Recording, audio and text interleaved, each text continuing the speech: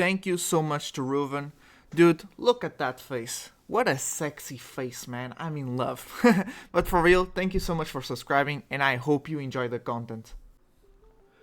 Hello, my name is Dr. Shambles, and today we are going to be going over my Gear 5 Luffy deck profile. Now, I don't know if I'm gonna have the chance to play this deck, especially with those 4 Bonkures, but it's definitely a deck that I've been having so much fun in the sim, so I really wanted to bring a deck profile video here, so in case you want to play him once OP09 drops in the West. And as you guys can see, this is not a conventional deck list. If you guys have been following the East does not really play this strategy, but I do. I found this in the video, and I really enjoyed that video, and I really enjoyed this strategy, which is the ramp up strategy.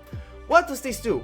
Pretty much the whole strategy. By the way, before I continue, don't worry, there will be somewhat budget options for this deck, so if you really want to play Gear 5 Luffy with this strategy, I'm gonna help you a little bit out.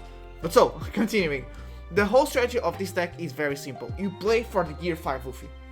Not the leader, but the actual character of Gear 5 Luffy.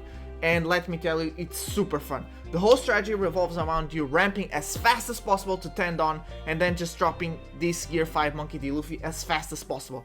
So you have an extreme big body on the field that can just take anyone down. It's really extreme. After you drop the first Gear 5 Luffy, you don't really drop the second. The only time, to be honest, if I drop the second Gear 5 Luffy is from time to time against the buggy leader that's coming out in OP09, and that's because he has the buggy character that just takes away anybody, so they just take away the Gear 5 Luffy. So that's the only time I really think about playing the second one, and most of the time I don't even do. So you play one Luffy and then you just start playing for the Moria. If you are not finding the Gear 5 Luffy soon, obviously you just drop Moria to get like the insane value that Moria has. With like, you have so many targets. So yeah, if you are not finding Gear 5 Luffy, you drop Moria. But what you really want to do is drop the Gear 5 Luffy. Even sometimes I have Moria on the field, I don't care, dude. I swing with Moria and then I drop Gear 5 Luffy. I don't care who I lose in my board. He's an insane character and such a strong card. So that's the whole strategy. There's not much into it. So what are the cards complementing this strategy? We have obviously the Bonkure for the ramp, Zoro for the ramp, Honora Zoro for the ramp, Black Maria for the ramp, which by the way right now it's super cheap compared to what she was going to be, because RP Law was abusing her, but now she's a balanced card because RP Law got banned, so she's actually super cheap. Sorry, I'm stumbling on my words. These are your ramp cards. If you use Black Maria, don't worry about her effect. You can always use her effect, by the way, because thanks to your leader ability, you're always at the very least ramping 1 Dawn. So she's really good to just get you start going if you don't see the most optimal targets. The best target is obviously this Zoro. You want to see him as soon as possible because he's a brick and he's an early game card. So you really want him to be on your starting hand, as well as Zoro to start making some early pressure and just ramping active Dawn. Bonkure, it depends.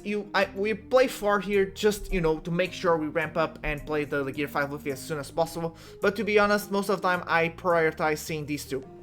The rest is pretty much to draw cards and for consistency. Frankie, same thing. You kind of want to cycle out the cards so you see the Gear 5 Luffy as soon as possible. And once you drop him, you kind of don't need the whole the other 3 Gear 5 Luffy or the other 3 Zoros. Like, the bricks are just cycle out with Frankie, Onami, and your Gum Gum Giant. That's pretty much it. So this deck actually has extreme good consistency. Not as good as our Bluffy deck profile, but still very good. And has good 2Ks. It's really a nice deck all around. The only problem with this deck is the matchups. Because here's the thing, there's not really a matchup that you lose, but it's also not really a matchup that you win.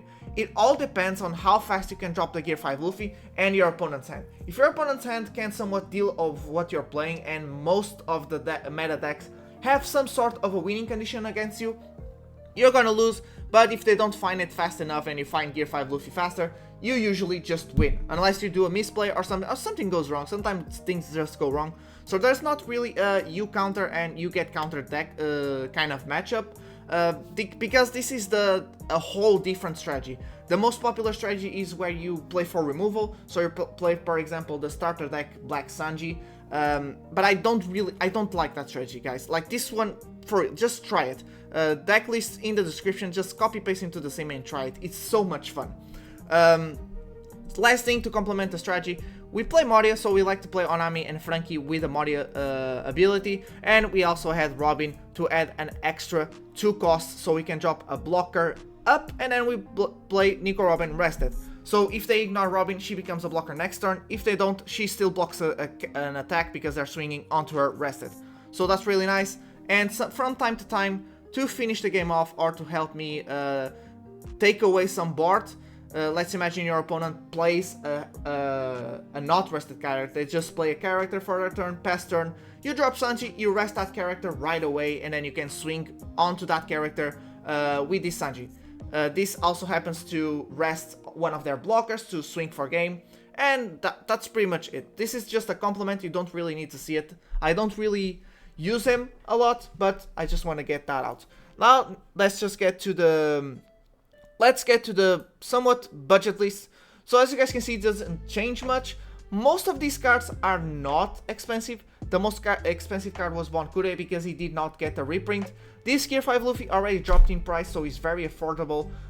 All the rest should be pretty affordable. Moria has dropped insanely in value thanks to the reprints. So yeah, the rest are commons and somewhat. We're playing Ain to replace the Bonkure. We're only playing 3 because, well, she's a brick and we kind of don't really want that many bricks on our deck, so we're just playing 3. And again, we're playing for Renora Zoro and Zoro Juro. What did I... Oh, yeah, I added one more Onami to cycle out more cards in hand so we can get rid of the bricks after. So this is just the budget list. The rest is pretty affordable. I don't know how much this Frankie is gonna cost, or this Sanji, but these are probably gonna be the 2 most expensive cards that you get if you make this deck as soon as OP09 starts. That's pretty much it. The rest, again, super affordable because thankfully, thank God, most of them got reprint, or they're just commons or rares. Like this Law is rare, so should be cheap, and this Gum Gum Giant is also rare, so should be cheap. Nico Robin common, so yeah, that's pretty much it. So yeah, that was it.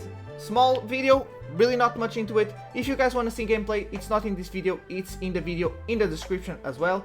Thank you so much for watching. I hope you guys enjoyed, and I see you all in the next video. Goodbye.